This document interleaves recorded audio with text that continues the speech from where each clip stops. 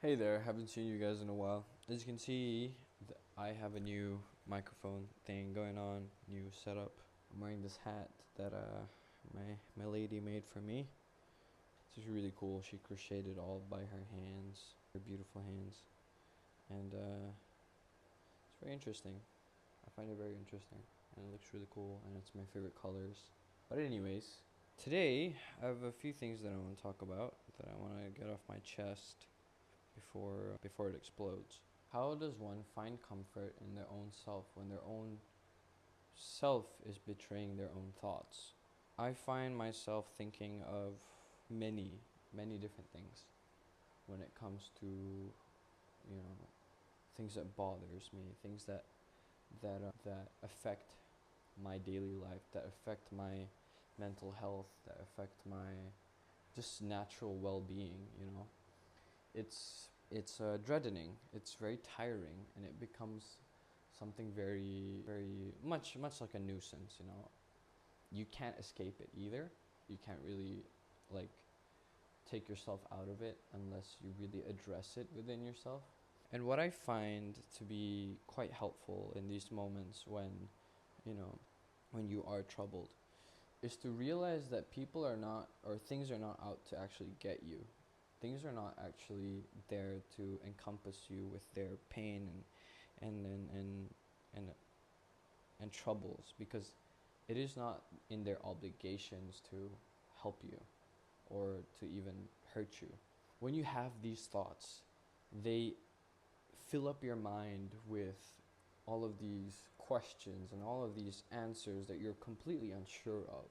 You don't know what's going on. You don't necessarily know what's going on when you overthink, when you fill yourself with anxiety. It's naturally something that is not really there. It's a figment of your own imagination, unless you have these proofs, these little clues that kind of piece together with the ideal of what you're trying to think or what you're trying to fill up your head with. And of course, the question that comes up with it is why? Why do we have these thoughts? Why do we have these, these imaginations that kind of bother us when all we want is to better ourselves, right? Why are these thoughts still coming by? There must be a reason. And what I find is the reason is to be your own psyche, your own mind is trying to tell you something that you've been burying deep down inside of you and you've not been realizing on your own. So they kind of, remind you like, hey, something's wrong, something's deeply very wrong, and you have to find out what, and you have to realize why, and you have to figure it out, forgive. You have to heal these parts of yourself before you move on to your next step, or not, these things will keep happening. And as they keep happening, either you get used to it, or it becomes something of a weapon towards others around you. It becomes a cancer, it becomes poison to not just yourself, but to the people around you, because they will be affected, right? And if you do or say that you care about the people around you, you care about, the people that you love and all those things, then realizing these things are very important. And there's not necessarily, I haven't really figured out the exact steps or the exact metric as to what I need to do when I want to figure these things out, what I need to do when I want to realize these things before it becomes something worse. But not necessarily it's hard or in any way something very profound, because when you have this idea of self-actualization, when you open your mind to what it actually is rather than what you think it is, it's that is what is profound. When you realize yourself, when you actualize yourself into this world of you have this kind of circle around you, and it's not necessarily a saying of you are what matters most. In this world, every single part of our life, every single person that is a part of our life is just as important, because they have their own paths. But in this case, our natural focus should be on ourselves, because we don't realize it within ourselves enough, but we see it in others. Other people are a reflection or a trigger towards why we have our anxiety. Other things that are happening, other events are triggers as to what is happening in our brain and what we've been dealing with and what we've been pushing aside and burying deep inside of us. Now, as for an example, I tend to get very anxious over certain things, that are happening around me. I get very anxious, and it feels as if my whole world is falling apart at a moment of a text, at a moment of a call, or whatsoever, right? These things happen, and it happens throughout my day, and it bothers me so much until I get the reassurance or the comfort from myself that it's okay, that it's nothing, it's nothing bad. So with that in mind, I questioned myself. I questioned myself as to why. Why are these things such a bother to me? Or not really necessarily a bother, but why does it become something that it is not? Why does it form itself into my brain into something that it isn't, when it's only very simple, a call, a text? It's nothing, right? Or maybe it even means something better, but why do I look at it at such a negative perspective? See, the beauty of this, the beauty of questioning it, is to understand what is the deeper problem. And it's never just the surface, it's never just one event, it's never just one circumstance that led up to this. It's a stacking, it is a continuous stack of peelable emotions and events and people and things that has been happening in your life that led up to this moment. So as you take your time, as I took my time to dive deep into the depths of what is happening in my brain, I realize, or what I'm trying to realize and what I'm trying to heal from, is my fear of abandonment. And it all stemmed from, when I was younger, things that happened in my past that kind of led up to this moment, that it becomes this kind of cancer towards me. And not necessarily this cancer is a bad thing. You can learn from anything in your life, and especially when it comes to learning about yourself. I don't see this as a bad thing. Not necessarily it is a bad thing, but it is something that I need to heal from if I want to continue in my life as a better person, as I want to engulf myself in the light of my betterment rather than in the darkness of my pain and agony, right? And when I took my steps to realize this, and as maybe you should as well, or maybe that you will, you'll start to see how the pieces fall together almost perfectly. It's no longer strings being attached, imaginary strings being attached to pieces of life, of your life, but it's literal pieces of puzzles falling into place, and you get to see the bigger picture of what's been going on around you. And you start to realize how much you've been hurting over time. You start to realize how much you've needed to heal over time, and you'll start to realize that all these things are an accumulation. It's not just one event. It's not just one thing. And it doesn't need to continue. It doesn't need to continue to be that way. And it's hard. It's a hard thing because it's not, you can't count it. You can't look at it in a way as a goal, as a conquest. It's not just, I have to reach this place to heal. I have to reach this place to heal. I have to go here to heal. No. It is a continuous, strenuous process of sitting down and understanding yourself on a much deeper level, of understanding your psyche, of your deeper self, of the part of you that you've been burying all this time for you to be able to heal. And to sit there and kind of, I guess the best way, not really the best way, but the way that works for me is to relive this person, reanimate this version of you as a whole new person, and conversate, talk to him, talk to her, talk to them, as they speak to you with no boundaries, with no limitations as to what they want to say. As you have limited yourself as to what you want to say, what you want to think, what you want to feel. You've limited yourself in a way where there are no longer parts of you that are alive. They're buried deep and they're screaming to get out. And that is why you live your life in such a anxious feeling, or you feel depressed, or you feel lost and uncontrolled, or even you feel like a routine that's not even yours.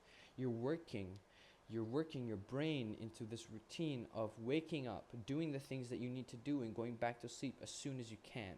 You're escaping your life in your routine because you don't realize who you actually are. And as you take this time to kind of analyze, right? As you analyze, but don't rationalize it. It's not logical. Your feelings are so special. Your emotions, your events in life are so special to you because you are the only one that have seen it the way that you do. No one else have seen it through your eyes. No one else have felt it through your heart. And no one else has smelt and felt and everything that you felt in that moment, no one else felt it the way that you did. Because they have their own perspective, and these people have their own perspective, and you have your own special perspective, and they have their own special perspective. To take that into account, right? To understand that that is special to you is the first most important step. Because if you don't realize that it is special, then you'll start to rationalize it. You'll start to make it something logical. Feelings, emotions are not just chemicals. They're neurons firing in your brain and shit like that. I don't know the exact science behind it, but from what I realize, that it is special to you. It is your fingerprint. It is your passport that is only yours. No one else has it. Only you. These emotions, these feelings are only yours to keep, right? And that's the thing. You do keep it. You don't let it out. You don't express it in any way. You don't find an outlet for you to express it in a way where it is healthy for you to actually realize it, for you to actually gain control over what you are feeling. And when you gain control over it, not necessarily you're supposed to mend it. You're supposed to, push it away. When you think about it, oh, this is the sadness that I'm feeling because so and so and so. Let's push it aside. No, you realized it in a way where you take care of it, of how you would want to be taken care of what you think you deserve to be taken care of what you feel like giving yourself the love that needs to be, that needs to be given, to be mended, to be understood, to be sat down and listened to with a hand on your shoulder as they are being understood.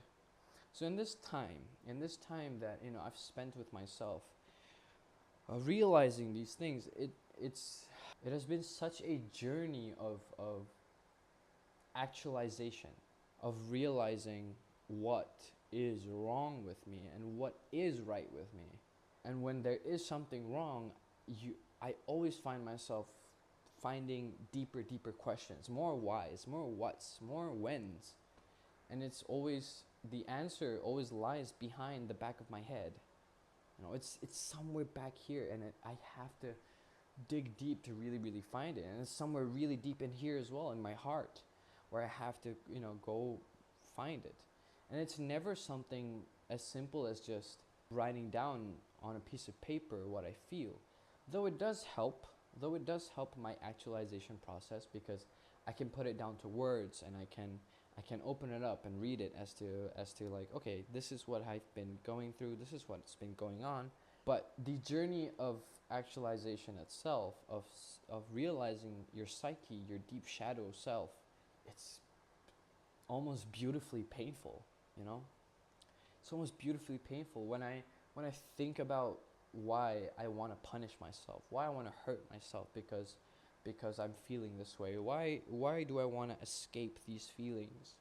Why do I avoid confrontation? Why am I anxious over these simple texts and messages? Why am I anxious over this feeling that is so deep inside of me that I feel like no one else would be able to understand? And all these questions come up, and the only answer I have is within myself, and I have to go find it. It's Pandora's box. You have to go find it. And if you don't want to find it, then that's up to you. That is your decision. That is the decision that you make after actualizing things about yourself. This hat is very hot. I would love to keep wearing it if I had my aircon on, but I do not want to ruin the crochet because it is beautiful. But anyways, after all of this, it it has become something of a routine, you know. As much as I hate to say that, it has become somewhat of a routine. I sit there and I sit with my feelings, and I have to actualize it. I have to realize why I am feeling that way. Because if I don't sit down with how I feel, then it'll just be another thing that's being buried. And you know, you can only fit so much into the ground. You can only fit so much into your grave. What else am I going to bring down with me? I won't be able to live my life, right? Unless I found out what part of me actually died, what part of me actually is gone. You know, what do I bring back? What do I heal? What do I love? What do I dislike? You know, and I don't want these feelings to be in affection towards whoever, because it is cancerous. You know, I don't want it to be something that could affect the people around me, because of how it could be painful towards them as well. And you know, it's generally my fault if I'm not able to control it, if I'm not able to understand myself. And if I'm not able to understand this part of me, then how am I going to help other people to understand me? Not necessarily that people need to understand you, but people need to have a picture as to what's going on. And for them to be able to do that is for you to understand yourself. Even a psychiatrist needs to talk to you before they're able to analyze you. They can't know you from the surface, from your body language and all that. They have to understand you from a deeper level by understanding what you're thinking about and how you are thinking. So be your own psychiatrist, be your own help, be your own savior if you want to save other people. Be your own sense of security and embody that, you know. And you'll find yourself being able to communicate so much better to those people around you. Your parents, if they are around, your family, if they are around, and your friends, your best friends, your partner. These people are very important in your life because they're a part of your story now. They're not just there. They're not just, you know, in existence. They are living their life. They keep moving just as time moves, just as death doesn't care about how you move, you know. So you have to take these steps before you're able to open up your eyes, to open up your heart towards, you know, others. And don't find solace in comforting yourself with everything else. Don't find solace in comforting yourself with external things. Find solace in comforting yourself within yourself, and you will open your eyes to such a beautiful piece of yourself that you wouldn't have been able to see if you didn't realize these things. So with all that said, I want you, and I'm speaking to myself as I'm saying this, I want you to really take your time with this, because it's not something simple. It's not something, you know, that could be done overnight. Change is not overnight. Change is not necessarily overnight, but it is something to work on. It is something to continuously bang on until it becomes the beautiful sword that it is, or it becomes the beautiful helmet and shield that you need within yourself, right? And there's no other better way to help yourself, if not, than to be with yourself, you know, to be there with you, to be there around you. And it is such a beautiful way to look at it, you know. One quote that I would like to mention is, this is actually from me, so I think this is pretty cool. I'm pretty proud of it. Burn in your agony as it lights your path to your betterment. That's all I have to say. I wish you all a beautiful day. I hope we all get to go through our battles and be stronger, you know, be a better person today, tomorrow, and the next, so on and so forth. Take care. I love you all. Salam alaikum.